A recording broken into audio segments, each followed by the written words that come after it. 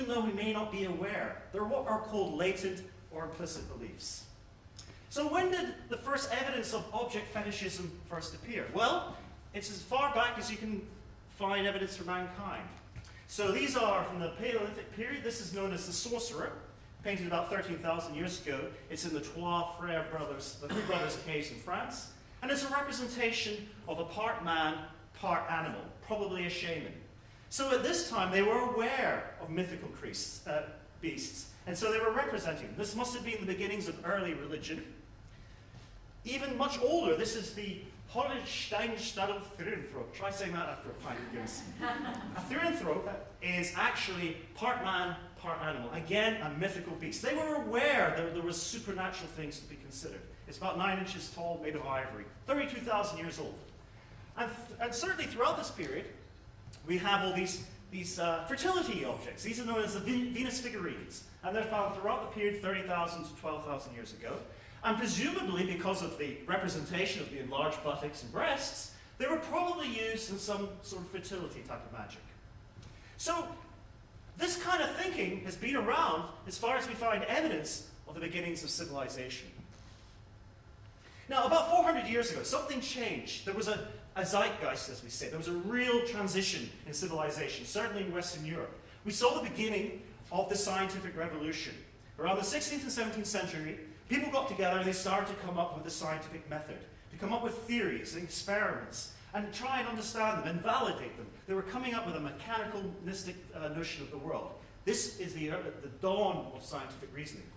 And science has been remarkably successful in explaining many of the most confusing aspects of the universe. There's been an exponential rise in our understanding in all the fields of man's endeavor. So you would think that there should be a corresponding decline in our need to believe in the supernatural. But in fact, there's no evidence for that whatsoever. Depending how you ask the question, it would appear that supernatural beliefs are just as common as they've always been. So we know that around about 90% of people will endorse some sort of belief. It's so common that quite often they don't even realize that beliefs are actually supernatural. It's so mainstream now that many things like homeopathy, and I'm not saying homeopathy doesn't work, but its scientific basis is very questionable.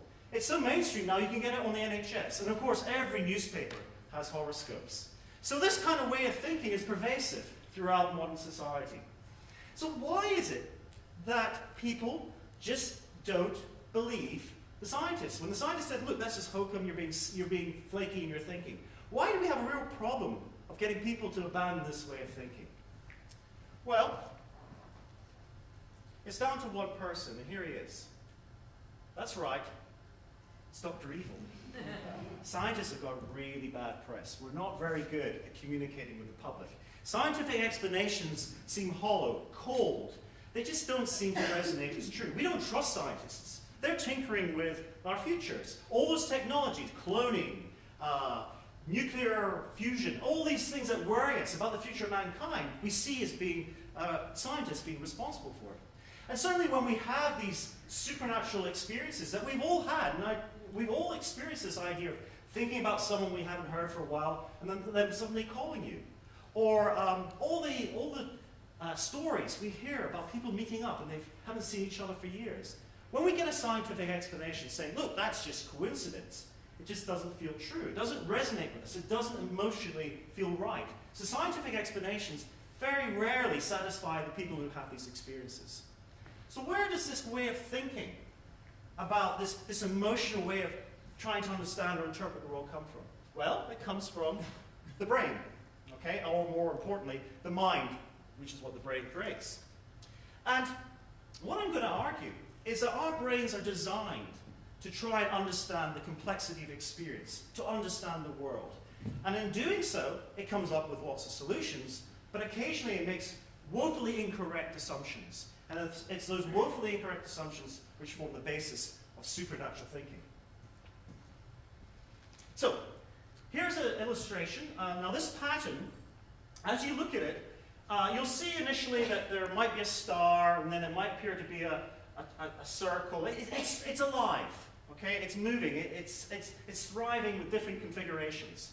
Now, these sorts of patterns demonstrate that the brain's actively trying to figure out its input. It's trying to make sense of the world around it.